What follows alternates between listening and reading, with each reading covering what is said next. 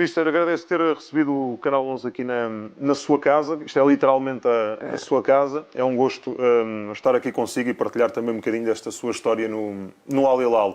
E gostava de começar por aí esta conversa. Perguntar-te se está feliz aqui e se cada vez mais este clube vai crescendo e vai evoluindo à sua medida também. Bom, a felicidade de um treinador tem muito a ver com o êxito desportivo, não é? E é verdade que com este nosso regresso ao Al Hilal da Arábia Saudita tem sido uma época, a primeira época fantástica, só não ganhámos uma competição, que foi a Champions da Ásia, o resto ganhámos tudo.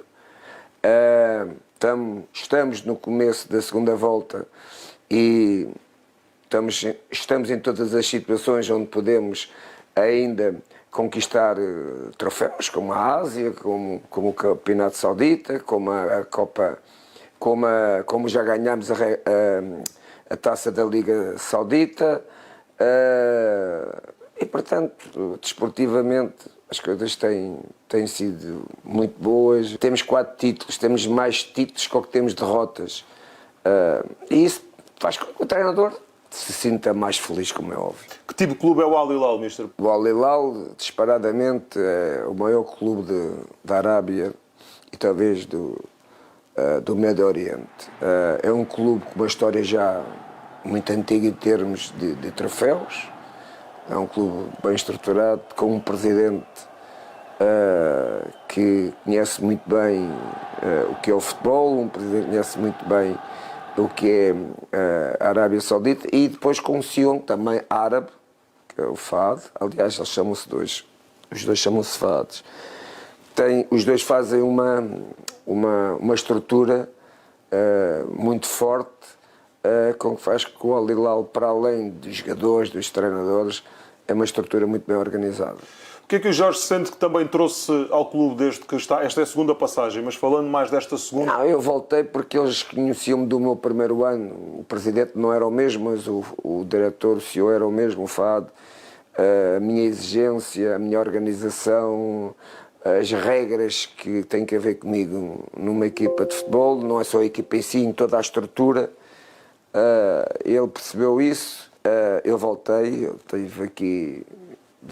Eu saí em mais ou menos nesta altura. Estávamos em primeiro e havia uma possibilidade de eu poder sair. Depois eu saí para Portugal, eu quis ir para Portugal, acabei por não entrar no clube onde tinham falado comigo e é o destino, fui parar ao Flamengo e tive um ano espetacular no Flamengo. Esse clube qual era? Pode-se saber, Mister? Era o Benfica. Depois acabou por acontecer. Acabei por não ir. O presidente da altura, Luís Filipe Vieira, me convidou para eu poder regressar a Portugal.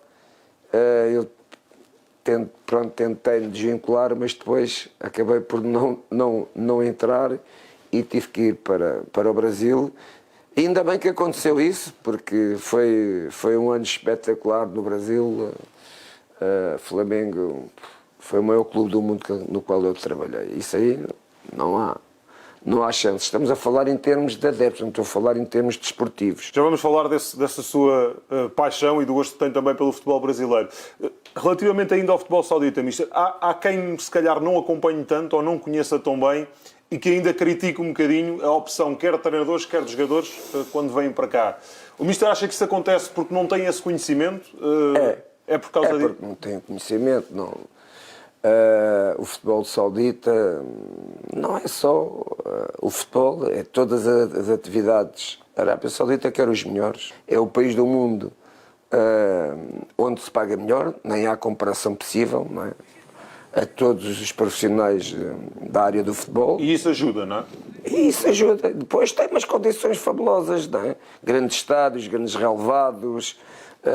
Os sauditas gostam de futebol, principalmente os grandes clubes, e portanto isto é o futuro, vai ser o futuro para muitos profissionais, não é?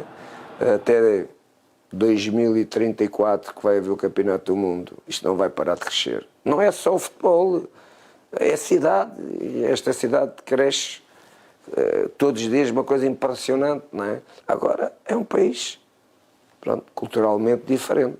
Mas isso tu tens que... Eu sou imigrante, não é? Eu tenho que reconhecer qual é as regras. As regras, eu quando fiz o meu contrato de trabalho, está escrito as regras, o que eu tenho que respeitar. Tenho que respeitar a cultura deles, tenho que respeitar a religião deles. Isso está contratualizado? A partir do momento que tu não respeites, eles metem-te no avião e vais embora. Seja que profissão seja a minha, que sou uma figura pública, seja um trabalhador de outra profissão. Não é? Há regras. E tu és imigrante com regras. Não é como na Europa, que ele bateu no fundo. Não é? E pronto, e é isso. E eu, como imigrante, sinto-me mais seguro, sinto que sou um imigrante, mas onde me respeitam, não é? E onde eu estou seguro pelo contrato de trabalho que tenho, não. E não há hipótese que não seja de outra maneira aqui neste país. A questão que muitas vezes também se diz do jogo, de faltar intensidade... É uma falsa questão. Porquê que é uma falsa questão? O que é que dá intensidade à bola? Duas coisas. A qualidade do jogador e a qualidade do relevado. São as duas componentes que dão velocidade ao jogo. Se tu tens grandes jogadores, seja na Arábia Saudita, seja onde for, e bons relevados, a intensidade do jogo aumenta. Depois pode baixar a intensidade do jogo por causa da temperatura, aqui neste caso, como no Brasil, de fazer muito calor e o teu desgaste do jogador é muito mais rápido que num país, por exemplo, a Inglaterra, que seja frio, não é? E então a intensidade do jogo mantém-se mais tempo, não é? Agora não porque o jogo não tem intensidade porque não há qualidade, é ao contrário. Se tu num país tens jogadores de grande nível, como é que tu podes estar a dizer que, por exemplo, Portugal, o nível do futebol é melhor que da Arábia Saudita? Nem há comparação possível. O Jorge acha que é superior o nível hoje em dia do campeonato da Arábia Saudita, por exemplo, ao português que conhece bem? Nem há comparação possível, cara. Mas é que nem há comparação possível. As grandes equipas portuguesas para as grandes equipas sauditas. É só ver. É só ver a qualidade dos jogadores do Al Nassr, do Etihad, do Al Hilal. É só ver. É só ver qual é a qualidade de quem é que joga nestas equipas. Então quem é que faz a qualidade do jogo? É quem? É os adeptos. É os jogadores. Portanto, isto não tem conversa. São factos. Não há conversa, não é? Porque eles é que fazem a qualidade. E os treinadores, não é? Por exemplo, uma equipa portuguesa, sei lá, Benfica, o Porto ou o Sporting, aqui, transportando a equipa portuguesa, tinha dificuldades. Muita dificuldade. Muita dificuldade em ser campeão da Arábia Saudita. Mas é que é muita. E na minha opinião, as três equipas do Sporting, o Benfica e o Porto, na minha opinião, perderam qualidade com os anos que... Eu ia lhe perguntar isso mais à frente, é comparado com as equipas, por exemplo, que teve, quer no Sporting, quer no... As minhas equipas do Benfica, a qualidade era jogadores com muito melhor qualidade. O Porto tinha uma super equipa, super jogadores. O Sporting, naquele tempo, não tanto, não é? Mas eram jogadores com outra qualidade. Porquê é que se perdeu essa qualidade? Financeiramente. Por questões financeiras? Questões financeiras. Portugal, há 10 anos atrás, há 5 anos atrás, isso aí nós fomos sempre os pioneiros, muito super inteligentes, contratávamos jogadores no Brasil, na Argentina, em vários países, jogadores que não eram muito conhecidos, a preços para o mercado português barato, e fazia-se desse produto de jogadores, grandes jogadores. Agora não, os outros países já viram, já sabem como é que se faz, não vão comprar jogadores já tão... Ainda continuam a comprar Portugal, mas hoje eles já vão ao Brasil, já vão à Argentina, já vão a qualquer parte do mundo, e isso nós fomos perdendo qualidade em termos de jogadores individuais, não é? Aparece uma surpresa de vez em quando, que é, neste caso, o Gyökeres, neste ano. Benfica voltou Di Maria, não é? Sim, mas se calhar, por exemplo, se o Mister fizesse o exercício, um 11 do Benfica ou do Sporting, tentando ter lugar, por exemplo, numa das suas equipas do Benfica ou numa das suas equipas do Sporting, se calhar não tinham muito, principalmente do Benfica. Atualmente, se calhar jogava o Di Maria. Mister, aqui no Al Hilal, além de, antes falava-se muito na questão da Arábia, de trazer jogadores já veteranos ou já com uma certa idade. Mas vocês aqui no Al Hilal têm também tido outra abordagem ao mercado. O Marcos Leonardo, agora o Caio César, ou seja, já estamos a falar de jogadores jovens que também vêm para cá. Isso foi uma abordagem também diferente que vocês tiveram? Foi o Mister também que potenciou essa abordagem? Não, foi uma ideia deles bem pensada, ou seja, na Arábia Saudita podia-se ter 8 estrangeiros. Então eles fizeram uma janela, ou seja, podes ter 8 estrangeiros, mas podes ter mais 2 jogadores estrangeiros que tenham uma idade ainda jovem, até 21 anos. E todas as equipas foram à procura disso. E nós contratamos o Caio César, o Marcos Leonardo e as outras equipas também, todas que contrataram jovens jogadores. O Marcos Leonardo acha que foi mal aproveitado em Portugal? Olhando para o que ele faz aqui hoje? Não sei se ele foi mal aproveitado. O Marcos Leonardo é um jovem, ele ainda tem muito crescer, mesmo como jogador no Al Hilal. Agora que ele tem sido importante para nós, com a lesão do Mitrovic, então tem sido o nosso abono de família, já tem 12 golos, portanto só o Ronaldo é que está à frente dele,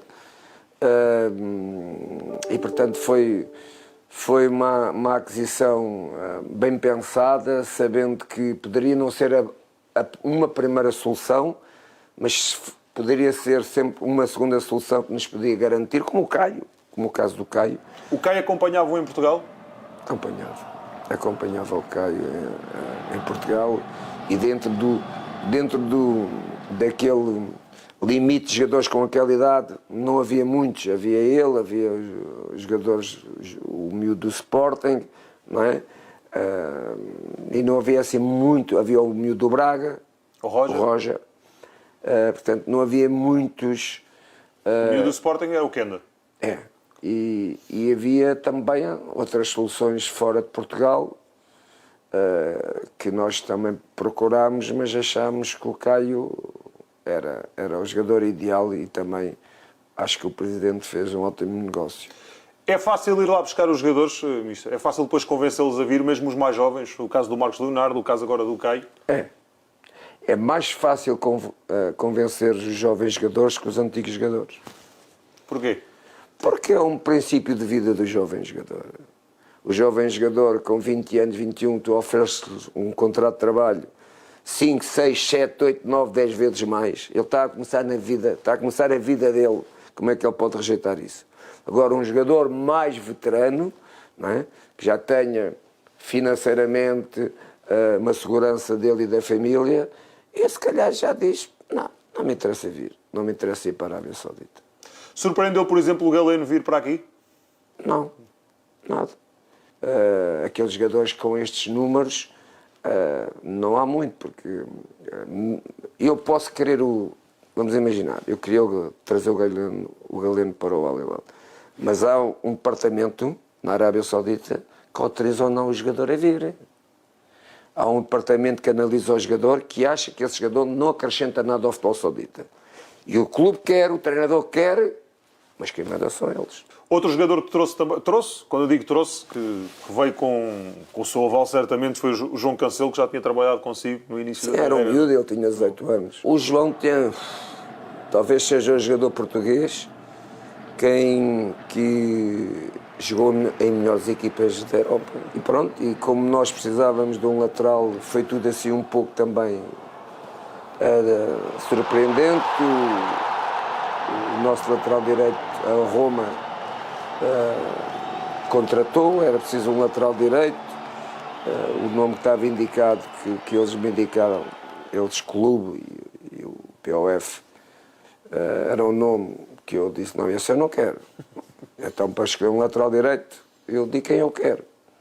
Então, falei no nome do João e o Presidente contratou o João. É um jogador muito diferente daquele que viu quando ele tinha 19 anos? É um jogador especial. Tem um feitiço especial, não tem? Tem um feitiço especial e é um jogador especial. Tens que o saber compreender, porque hoje a nova geração de jogadores também é assim. Hoje eu sou um treinador diferente de quando eu comecei. Hoje eu sei que estes novos jogadores, esta geração que tem 20 e tal anos, não tem a mesma forma de pensar que há 20 anos atrás, ou há 30, quando eu era treinador. São completamente O que é que eles têm de diferentes. diferente hoje em dia? Gostam de saber porque é que se faz as coisas. Sabem valorizar quem sabe e quem não sabe. Portanto, o jogador percebe se o treinador sabe ou não sabe. E se ele perceber que ele não sabe, eles não compram a ideia. E tu, como treinador, tens que saber lidar com estas novas mentalidades. É assim a sociedade, o mundo que está... E o Jorge gosta de explicar quando o questionam, quando lhe perguntam. Sempre gostei. Eu sempre gostei de explicar porque é que faço, porque é que a gente faz isto. E houve o jogador, imagina, se o jogador lhe der uma sugestão, mister, devíamos fazer, ou podemos fazer... Uma das coisas que eu faço muito na minha metodologia de treino, vejo um jogador que tem umas características, que faz uma jogada que ele é que a criou, mas que não está dentro do programa da equipa. Eu vou sacar aquela ideia para a equipa. Porque o futebol é arte. Sabes? O futebol não é uma ciência exata. O futebol, muitas pessoas pensam que o futebol se aprende a ler livros sobre futebol. Esquece. O futebol é arte. O futebol é como um jogador. Tens que saber criar, tens que nascer para aquilo. E depois depois tens outras ferramentas que vão-te ajudar a crescer como treinador. Não é?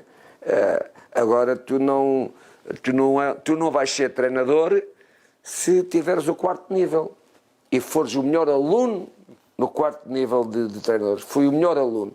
Vou ser o melhor treinador? Não. Tem nada a ver uma coisa. Posso ser, mas não tem nada a ver uma coisa com a outra. Os jogadores muitas vezes quando falam, e nós temos um ex-jogador lá num dos programas, que é o Cândido Costa, que dá muitas vezes um exemplo da questão do metro, dos treinos que o Mister dava no Belenenses, e ainda nesta estadia aqui, falando com o Ruben, falando com o João, eles continuam a dizer a mesma coisa, que o Mister às vezes, por 1 metro, insiste que as coisas devem ser assim, não devem ser de outra maneira. Continua a ser tão meticuloso. Sou detalhado, quero ser o máximo exigente, porque hoje até as linhas do fora de jogo é o milímetro, não é?